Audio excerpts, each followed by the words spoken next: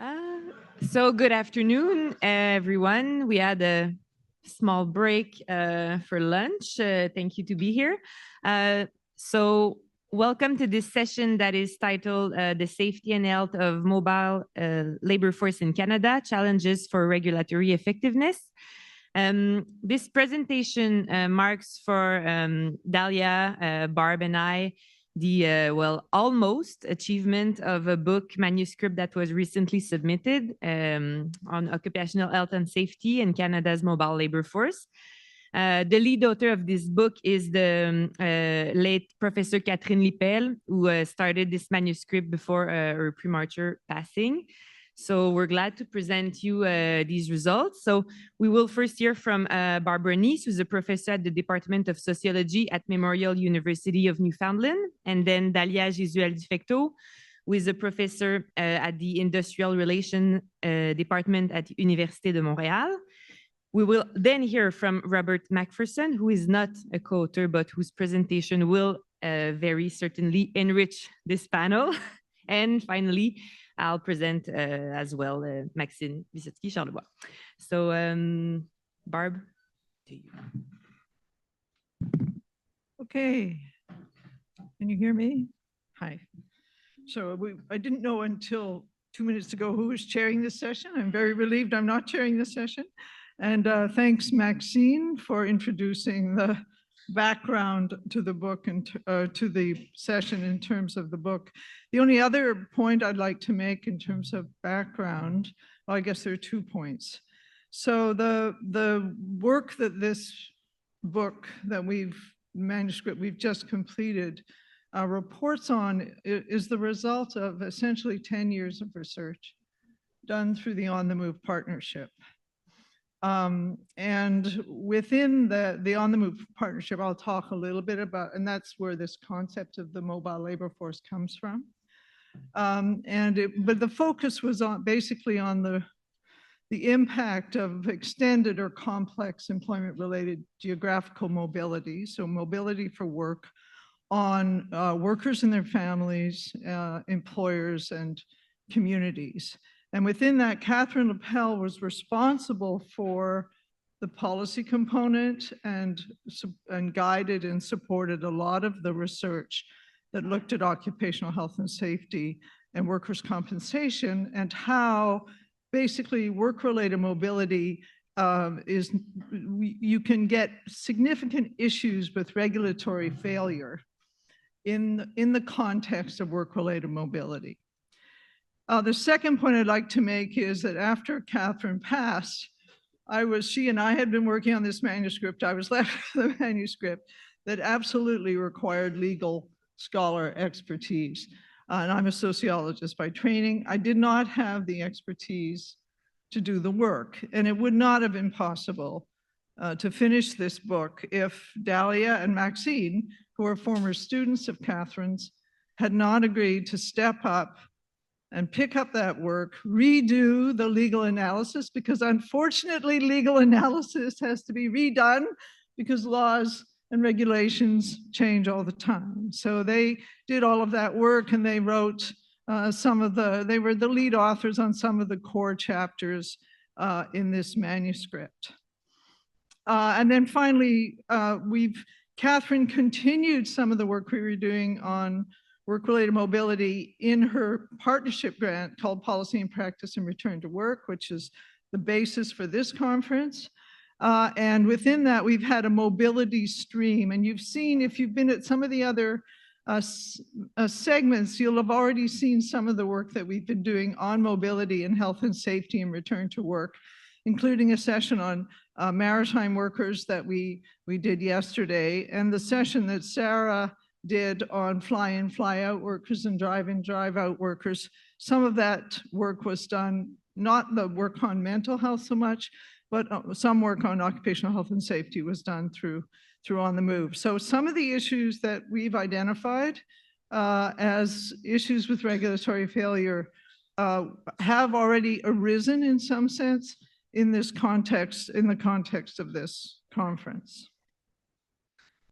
So that's, I think, the final point I'll make, because I just sat through Sarah's session, which was on basically gender-based mental health issues in fly-in, fly-out, drive-in, drive-out work camps and fields in the oil and gas sector, mostly construction trades worker in Alberta, is that if you sit in that session and you sit in a session on international migrant workers, one of the things that becomes pretty obvious pretty quickly is there is a significant overlap, actually, in terms of vulnerabilities.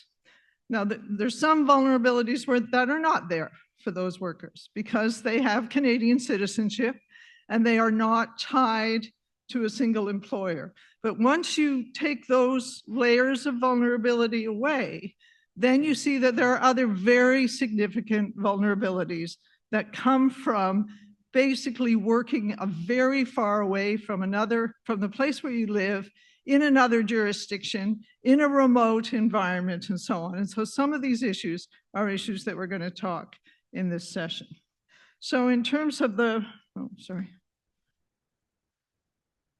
in terms of the presentation, I'm going to just talk briefly about what the research gap is.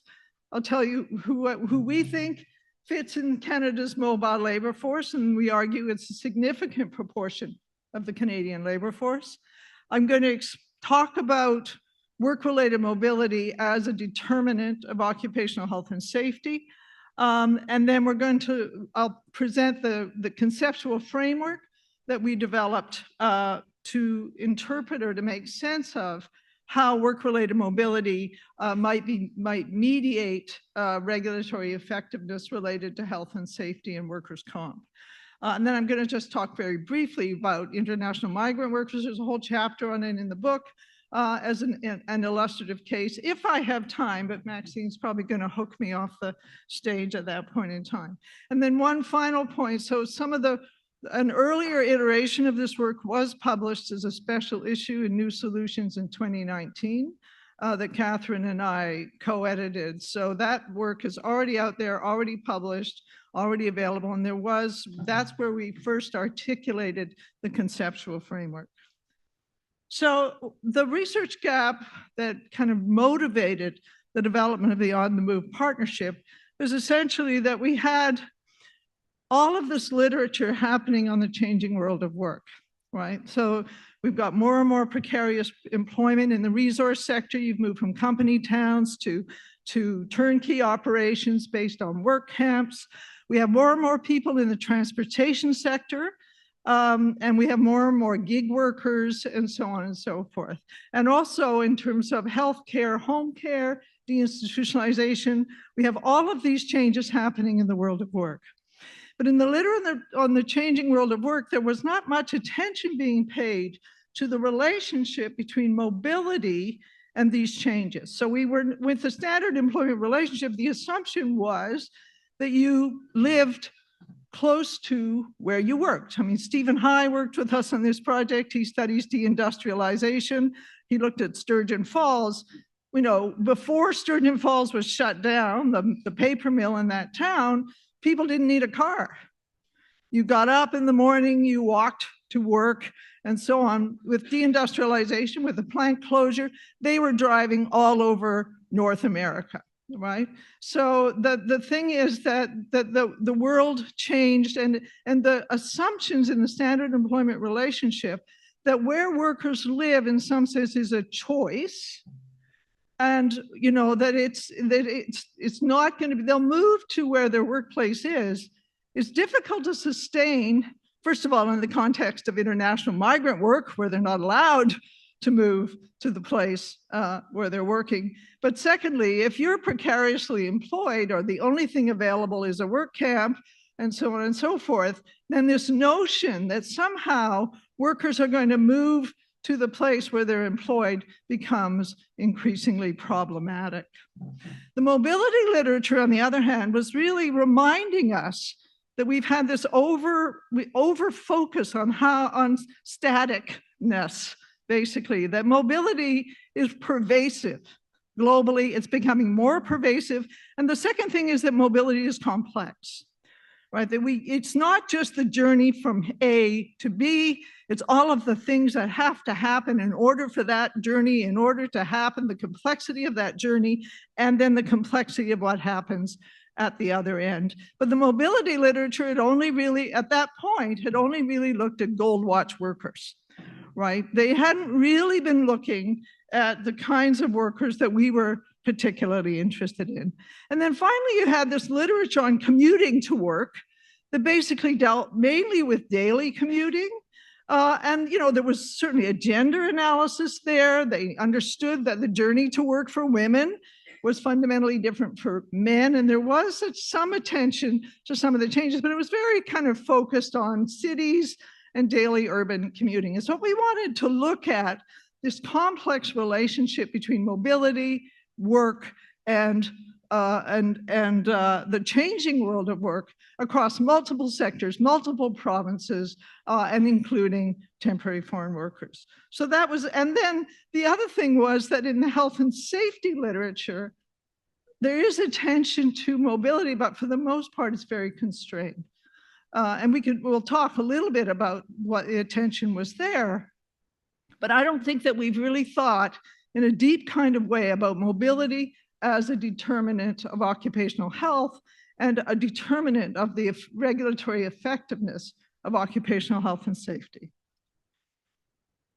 So I keep changing my slides here. There. Okay, so who's Canada's mobile labor force using our definition? People who engage in mobility as work. So truck drivers, fishermen, seafarers, gig workers, courier workers, and so on. People who engage in extended daily commutes, so more than an hour each way. If you think about it, that is an accomplishment. It's particularly an accomplishment if you have children. If there are 2 of you, 3 of you going in 3 different directions, and so on. And if you are maybe going to a changing workplace on a regular basis, or you're trying to travel by subway if you're a visible immigrant, okay. If you're a visible minority, recent immigrant, as Stephanie Premji's work showed in this project, who is forced to live because of the cost of housing in a distant place to live, and then you're working, cleaning, and you work a night shift, and the subways don't run very frequently at night, and so on. And so you have to somehow or other accomplish getting to work, getting safely to work without being injured, and so on and so forth. Then there's intra and interjurisdictional work again. So these are people who live in one part of a province for intrajurisdictional, or in one part of the territory, who travel a long distance and probably for longer periods to go to work, and people who travel intra-jurisdictionally. I come from Atlantic Canada. It's a labor exporting region. One of the big developments between 2005 and 2000 and now, it basically was the development of the fly-in, fly-out labor force, right? So huge, like Sarah said, it could be 50,000 workers who are fly-in, fly-out, drive-out workers who are working in northern Alberta at the time of the study. We've got mobility within work. The perfect example is home care, right? So you go to work, but you don't go to one workplace, then you go to another workplace, you go to another workplace. So again, the issue here is, so when is this work-related? When is it not work-related? And then we have mobility into Canada by international migrant workers. And so this just explains what I just talked about, so we'll jump through this. And so we did a calculation. It's very difficult to figure out who falls inside of what we would call the mobile labor force, but we estimated, based on those commuting more than an hour a day each way, based on interprovincial commutes, based on working outside Canada, transportation workers, and temporary residents with work permits, that in 2016, it was about 16% of the Canadian labor force. Now, by 2021, it had gone down. Well, that's COVID, right?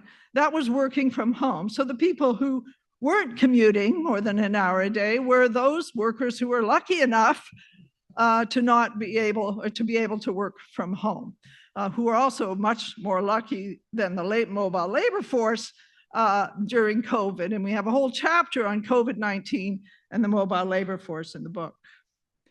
So mobility is a health determinant. So in the case of mobility as work, I think we know mobility as work is dangerous, right? Truckers, think of truckers, think of taxi drivers, just being on the road, the motion, the acceleration, the stopping, the lack of control over the environment through which you're driving. You can't control your passengers and so on. So we know that, but they're generally subject to health and safety regulation. So in that case, mobility is subject to health and safety regulation, but they're poorly regulated. I don't think there's any question. And there are some sectors, for example, fishermen, that are not well regulated in some provinces. Mobility to work, you've got travel time versus work time. Dahlia can talk to this better than me. Okay, but generally speaking, your mobility to work is not covered by health and safety legislation. In Canada, it is in some countries, and it is not covered by labor standards. So if you're injured on your way to work, then basically that's your problem, right? The assumption again is it's your choice, but is it your choice and when is it your choice?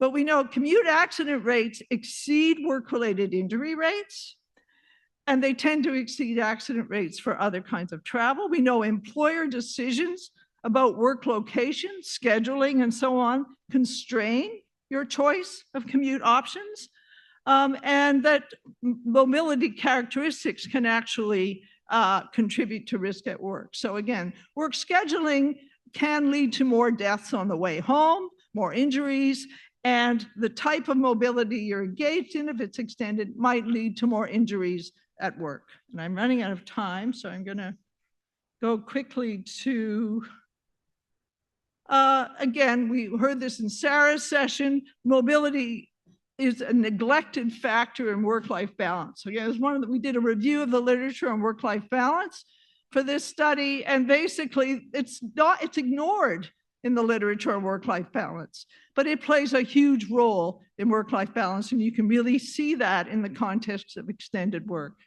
So this is the regulatory framework, or the conceptual framework in the book. It identifies a series of very familiar determinants of health and safety regulatory effectiveness that you will have seen before: precarious migration, precarious employment, visibility and voice. So whether you can unionize or not, that's affected by work-related mobility. Gender, race, and class, we know. Space and time. Okay, so again, how far you're going, under what conditions, at the time, framework, and so on, all play a role. The degree of autonomy, the degree of control that you have over your work-related mobility, and then regulatory gaps and overlap and confusion is something that we've added to this, because particularly for interjurisdictionally mobile workers and also for international migrant workers, regulatory gaps, overlap, and confusion, but also for seafarers, can affect your health and safety. And I'm not going to do that one, so I'm done. Thank you.